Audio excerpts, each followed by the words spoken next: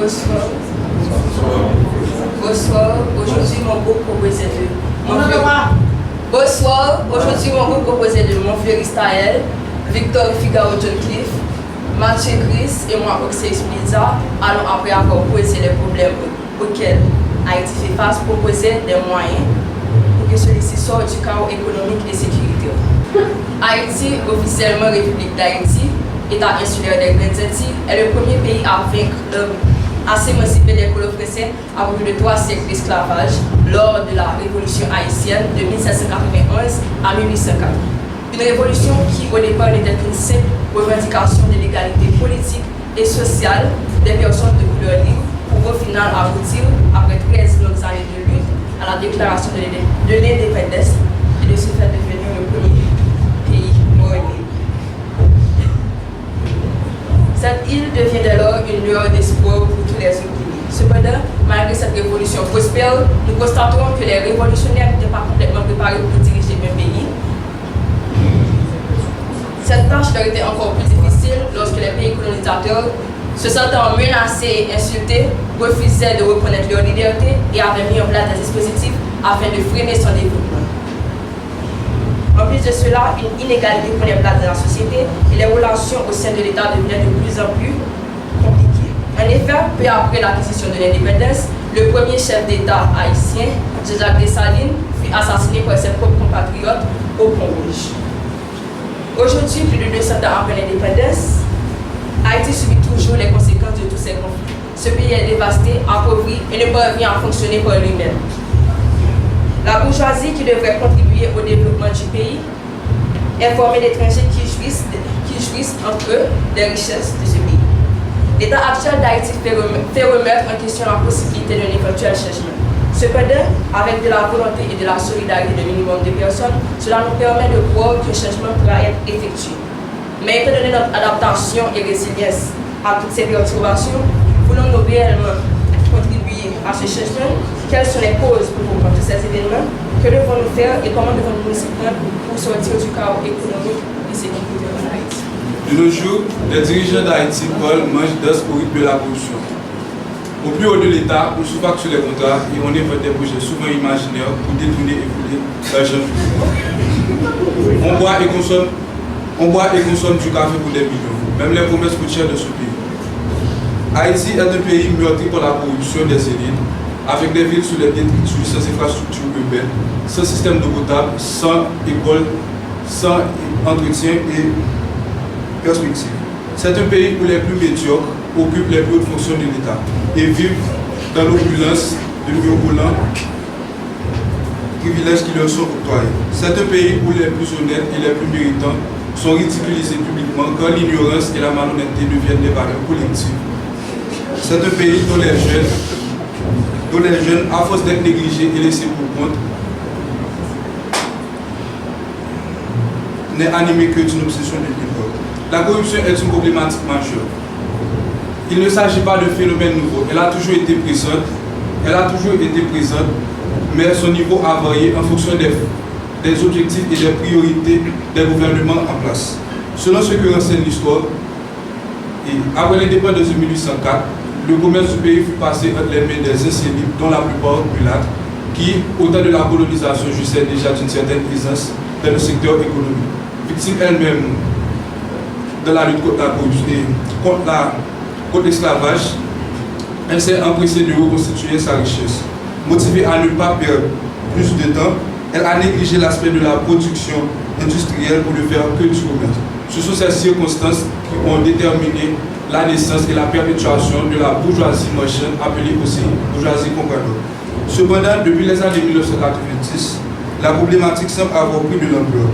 Selon une enquête réalisée par le Bureau de recherche en informatique et en développement social et économique, par l'unité de la lutte contre la corruption et l'Institut de la Banque mondiale, Haïti fait partie des 10 pays plus corrompus du monde. 93% des ménages affirment que la corruption est maintenant un problème très grave en Haïti. En effet, de 2002 à 2011, Haïti est passé du 89e rang au 175e en matière de corruption. Il s'agit là d'un problème qui est loin d'être enviable et à laquelle le pays doit s'attaquer pour assurer son développement. En dépit des problèmes critiques auxquels Haïti fait face, il est situé dans une zone sismique active entre deux plaques tectoniques, la plaque nord-américaine et la plaque caraïbe, ce qui rend particulièrement le pays vulnérable au tremblement de terre. Depuis longtemps, vers les années 1564, Haïti fait face à des catastrophes naturelles, en particulier des tremblements de terre qui entraînent des conséquences dramatiques, perte en vie humaine ou animale et des dégâts matériels. Ces phénomènes sont souvent nombreux et difficiles à classer.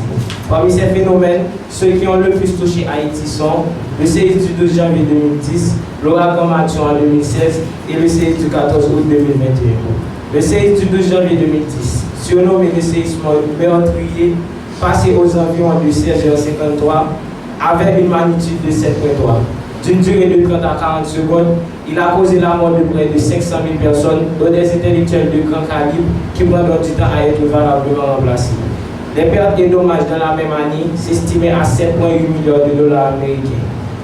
Ce séisme qui avait son épice situé approximativement à 17 km de Port-au-Prince a le plus touché le département de l'Ouest, en particulier sa capitale.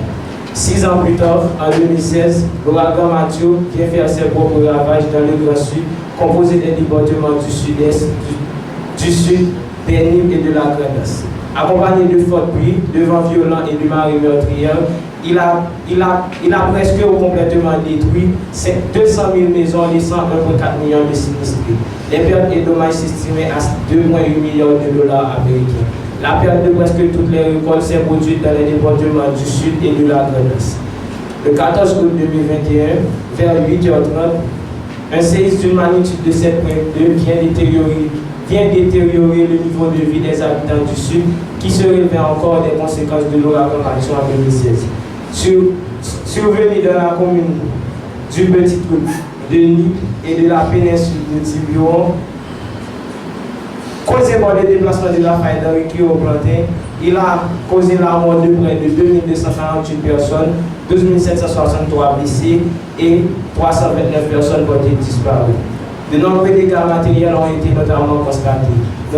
L'effondrement du toit de la cathédrale à Jérémie, près de 53 000 maisons détruites, plus de 77 000 autres endommagés.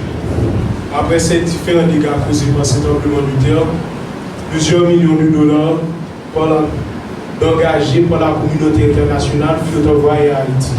Dont une partie n'arrive jamais sur le terrain, quand il couvre des frais de fonctionnement. Face à cette obligation de recevabilité dans un temps restreint, les bailleurs prennent des libertés vis-à-vis de l'État, surtout quand il ne réagit pas. On décrit souvent Haïti comme la République des ONG. Ce n'est pas entièrement faux. Les ONG financées par les donateurs internationaux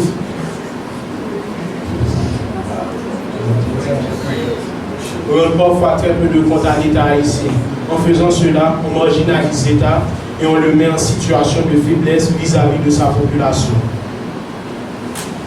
Et donc crée ainsi de nouveaux problèmes. L'aide en Haïti n'est pas un partenariat, ce n'est pas une relation d'égal à égal.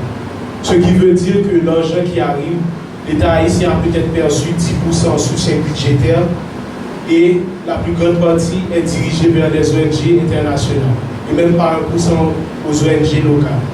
Et le reste qui n'est pas assez est dépensé pour des programmes humanitaires qui n'apporteront rien. Il faut admettre que l'insécurité et la criminalité politique ne datent pas d'aujourd'hui dans la première république noire du monde. Bien qu'elle ne se présentait pas toujours de cette forme, les répercussions en sont toujours aussi importantes. Variant d'une insécurité étatique sous les gouvernements dictatoriels à une insécurité civile encore plus funeste que j'ai connue, celle des grandes armées, Haïti est toujours saccagé quand ces derniers kidnappent, tuent, rançonnent, délogent et font fuir du pays de simples citoyens, investisseurs, touristes, commerçants, etc. Cette dernière est également résultante de la régularité des catastrophes naturelles, car en effet, à la suite de ces événements imprévisibles, nombreux sont ceux qui, dépourvus de biens et de domicile, vont résoudre personnellement leurs problèmes, car l'État haïtien, négligent et irresponsable, répond rarement aux besoins de la société. Dans le cas de ces personnes, la solution le plus envisageable est de migrer soit vers la capitale du pays, particulièrement dans les bidonvilles, ou vers les territoires les plus proches. Par exemple, à la suite du séisme de 2021, 170 personnes ont été déportées des États-Unis et Cuba en essayant de rejoindre le pays aurait des embarcations de fortune américaine. Ces clandestins, une fois rapatriés dans ce pays sans infrastructure, sans emploi et sans école, n'ayant de quoi subsister, vont s'adonner à la consommation et ou la vente de produits illicites ou vont s'initier à des gangs.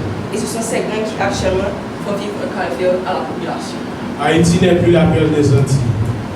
Tout ceci est le résultat de la mauvaise gouvernance, quand l'État central haïtien manque de ressources et souffre de la corruption, et l'élite politique est encore à des guerres, à des luttes intestines parfois violentes.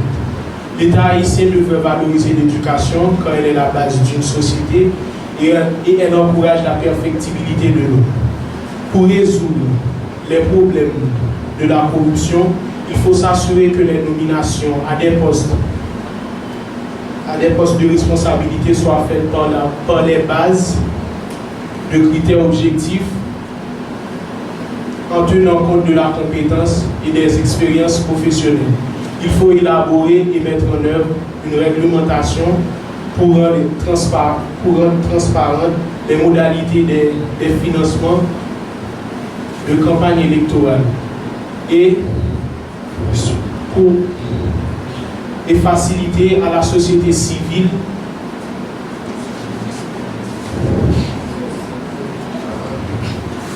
et impliquer davantage la société civile dans la lutte contre la corruption. Pour résoudre le problème de l'insécurité, les policiers devraient avoir des moyens de nécessité de grande première pour être présents dans les quartiers populaires. L'État doit freiner la contrebande et contrôler les ports, les aéroports et les frontières. Mais aussi, les citoyens ne doivent pas dépendre uniquement de l'État. Pour cela, il va falloir s'unir et faire la paix, tout comme nous l'avons accompli lors de la bataille de l'indépendance. Merci.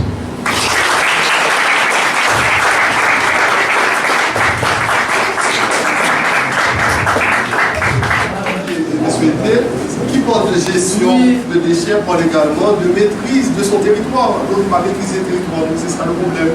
Donc ils ont parlé de ça, la question de l'exode rural, la forte urbanisation. Et puis aussi il y a le consommation carbone. Le problème démographique.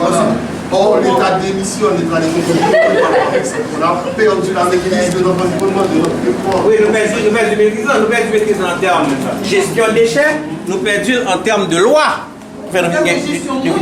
Oui. C'était pas conçu pour oui. Et on n'a pas un dernier recensement. Comment vous pouvez développer un pays sans combien de monde qui est là-dedans? Combien d'ingénieurs a besoin qui année, combien de docteurs a besoin qui année, combien d'architectes a besoin, ça est important. Naturellement, voilà, il y a la maîtrise du territoire. Et là, M. Delia qui vient de trouver un emploi dans l'État pour une affaire de consultation au niveau de l'identification, eh bien, il a proposé des choses intéressantes pour l'identification des Haïtiens. Nous pas citoyens. Pour quelle raison? Parce que chaque fois, il a changé le cadre d'identification. D'accord? Il y a des gens qui n'existent pas. Vous avez ça? Ils sont vivants. Ils sont vivants, mais. Oui, l'État va monnaie. Est-ce que tu comprends? Donc, c'est quelque chose qui doit vous attirer votre attention et qui doit vous interpeller. La maîtrise du territoire dont parlait le maître. Non, tu peux. Un autre groupe.